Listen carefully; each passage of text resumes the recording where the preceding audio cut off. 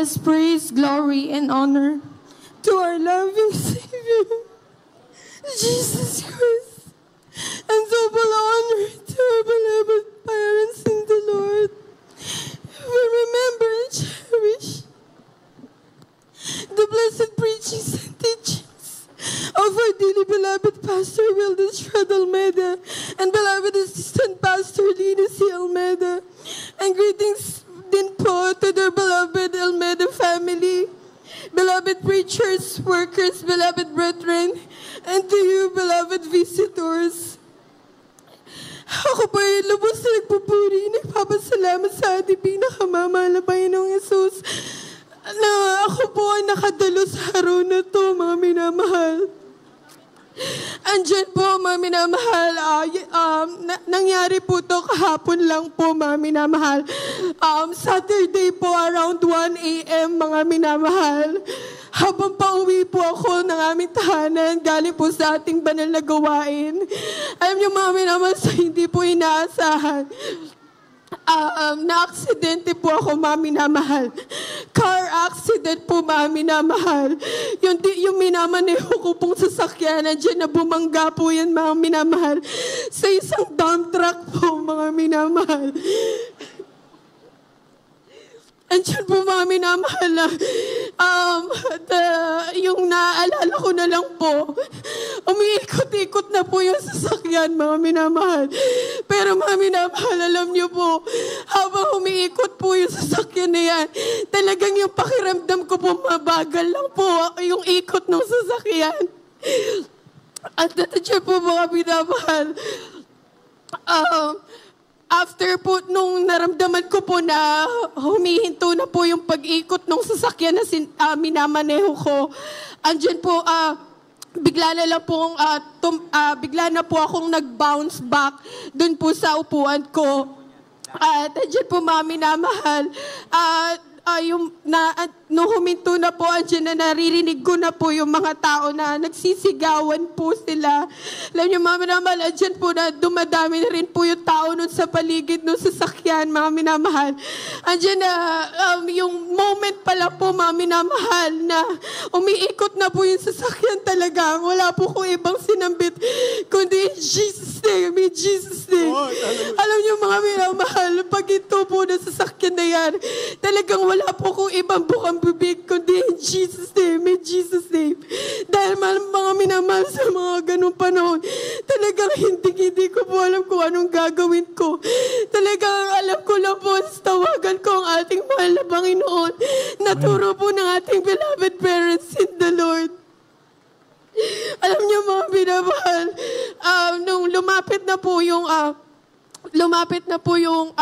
pulis po sa pwesto dito po sa may left side ko, mga minamahal. Andyan po na kinakatok nga po nila ako dahil ang akala po nila, mga minamahal, wala na po akong buhay. Pero napakadakila po na ating pinakamamahal na Panginoon.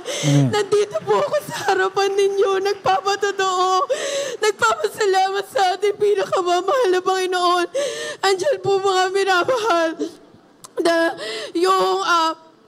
tinanong nga po nila ako kung okay daw po ba ako dahil ang worry po nila, mga minamahal, baka nga daw po naipit ako kasi nga po, mga minamahal, sa kanilang point of view po, andyan na napakalakas daw po nung banggaan at andun nga po na umikot-ikot nga po yung sasakyan. Alam niyo, mga minamahal, nung pagkabukas po nila nung pintuan sa side ko, andyan na nakita po nila, mga minamahal, habang chinecheck po nila ako, kasama po yung nag-responde po sa akin, chinecheck po nila yung whole body ko, dahil nung time din po na yun, mga minamahal, suot ko po is yung choir uniform. So, sa madaling salita po, white po yung suot ko. So, makikita po nila agad kung meron po akong bleeding. Alam niyo, mga minamahal, grabe yung pagpapala po ng mahal na Panginoon. Wala pong dumugo sa akin, mga minamahal. Andyan, mga minamahal, ang tanging sugat lang po na natamo ko is yung sa eyeglasses ko po dahil sa pagkakabounce ko. Pero other than that po, mga minamahal ni Isa, wala pong sugat sa aking buong katawan. Labis ko po pinasasalamatan sa ating pinakamamahal na Panginoon Jesus, mga minamahal. At hindi lang po doon, mga minamahal. Gawa nga po na wala po sila nakita sa aking bleeding. So, ang worry po ng mga tao doon, mga minamahal, is baka nagkaroon daw po ako ng internal bleeding or fracture po, mga minamahal. Andyan po, habang naririnig ko po sila, andyan na po yung takot. Andyan na po, na nare-realize ko na po ko, na kung ano po yung nangyayari sa akin, mga minamahal. Andyan po na, dinala nga po ako sa ospital para mapacheck po kung ano po yung kalagayan ko, mga minamahal. Alam niyo, mga minamahal, ang pinagawa po nila sa akin is, tinanong po nila ako kung ano po yung masakit. Diyan na, unti-unti ko na nga po naramdaman yung sakit sa buong katawan po. Magmula ulo po hanggang sa paa. Diyan naramdaman ko po yung sakit. Hirap po ako maglakad. Hindi po ako makatayo, ni makaupo, makalingon. Talagang wala po, mga minamahal. Nakahiga lang po talaga ako. Diyan na, nung sinabi na nga po ng doktor para po ma-check ako, na kailangan daw po ako ma-CT scan dahil tumama nga din po yung ulo ko. Diyan na, yung una pong ginawa sa aking test is yung CT scan at saka po x-ray para matingnan po yung if may fracture nga daw po ako.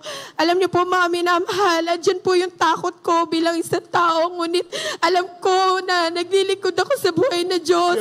Andyan na, covered ako ng panalangin natin, beloved parents in the Lord. Alam niyo, mga minamahal, pagkasabi po sa amin ng result, andyan yung CT scan ko, yung x-ray ko, despite na hindi ako makagalaw. Lahat po yan, mga minamahal, all cleared. Hallelujah. Praise the Lord. Hallelujah. At di lang po yun, mga minamahal. Paglapit po sa akin ng doktor, tinanong po ako kung dahil clear na nga po yung CT scan at yung x-ray ko, dyan na tinanong po ako ng doktor kung may iba pa daw po bang masakit sa akin. At dyan na binanggit ko po na masakit din po yung sa lower part po ng stomach ko. So, mga minamahal, inisip po nila baka dun po ako may bleeding.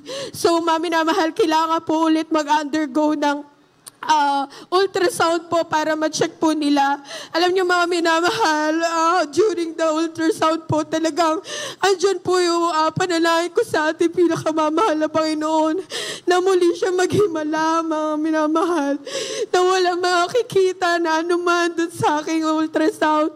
Alam niyo, mga minamahal, medyo matagal po yung naging paghihintay namin dun sa result ng ultrasound. Andyan po yung kaba ko, pero andyan po nananalangin ako sa ating pinakamamahal na Panginoong Hesus.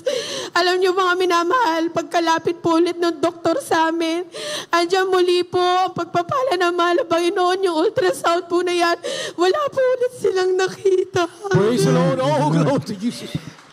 After that po, mga minamahal, sinabi na nga po ng doktor na baka nga daw po yung pananakit lang daw po ng katawan ko is traumatized lang daw po yung body ko and then in shock lang din daw po. So, mga minamahal, pwede na raw po ako makauwi on that day din po, kahapon din po.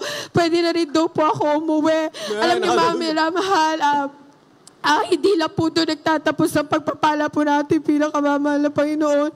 Andyan po, mga minamahal, dumating po sa point na nag-worry na po ako sa mga bills po na babayaran namin dahil sa mga ginawa pong test sa akin.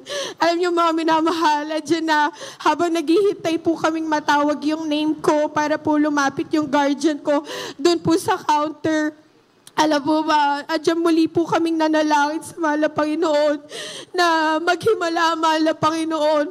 Alam niyo, mga minamahal, paglapit po nung guardian ko, ang una pong binigay is parang kasulatan po na pwede pong magamit for discount po. So, andyan po yung worry namin na baka may babayaran nga po kami na napakalaki. Alam niyo, mga minamahal, talagang hindi po kami nagtiwala po kami sa ating pinakamamahal na Panginoong Isus na andyan po siya, ginagabayan kami. Alam niyo mga minamahal, pagkatawag po ulit sa name ko, andyan na lumapit po yung guardian ko at andyan po mga minamahal, ang inabot lang po sa kanya mga minamahal, instead na bills po ang ibibigay sa kanya. Alam niyo mga minamahal, ang binigay po sa kanya is exit permit po. So, permission to ma-discharge na po ako, mga minamahal. Andiyan po yung pagpapahala ng mahal na Panginoon na talagang wala po ako ni isang binayaran sa hospital. Hallelujah. Glory to God. Labis ko po yung pinasasalamatan. At ganun po, mga minamahal, nung pauwi na rin po kami, doon ko lang po kasi nakita kung ano po yung naging itsura nung sasakyan. So, mga minamahal, habang pauwi po kami, andyan na grabe po yung iyak ko, pagpapasalamat sa ating pinakamamahal na Panginoon kung gano'n niya po ako pinag-ingatan, mga minamahal. Dahil sa ganong klaseng aksidente po, talagang ang nagiging resulta lang po nun is total wreck ng sasakyan. Possible po ang mga driver or sakay nun patay or major injury, pero ni isa po doon. Wala po ako tinamo. Amen. Oh, God. Pinasasalamatan. Ate, pinakamamahal na Panginoon. Ganon din po mga minamahal yung sasakyan. Napakalakas po nung impact sa sasakyan namin. Pero kung makikita nyo mga minamahal, hindi umabot yung tama sa pintuan ng driver's seat. Ni yung gulong hindi natanggal. Ni yung windshield, walang basag, walang gasgas. Nalabis ko po pinasasalamatan sa mahal na Panginoon. Nandiyan po na pinagkalooban niya ako ng pangalawang buhay upang patuloy ko papurihan ang kanyang pangalan. Hallelujah. At ganoon din po mga minamahal. Maraming salamat po sa ating pinakamamahal na Panginoon. Sa lahat po ng pagpaprovide niya sa aming mga pangangailangan, sa aking family po, sa tuwing kami nagkakaroon ng karamdaman, andyan po ang kagalingan na pinagkakaloob na ating pinakamamahal na Panginoon. Andyan mga minamahal, labis ko po pinasasalamatan na patuloy po kami pinangahawakan. Ginagamit ng ating pinakamamahal na Panginoon sa kanyang banal na ubasan. Magmula po na kami mga bata hanggang sa mga oras na to, patuloy niya po kami pinagpapala, pinangahawakan. At hanggang dito na lang po lahat ng papuri. Pasasalamat ay dahil sa ating pinakamamahal na Panginoon Jesus po lamang. Hallelujah.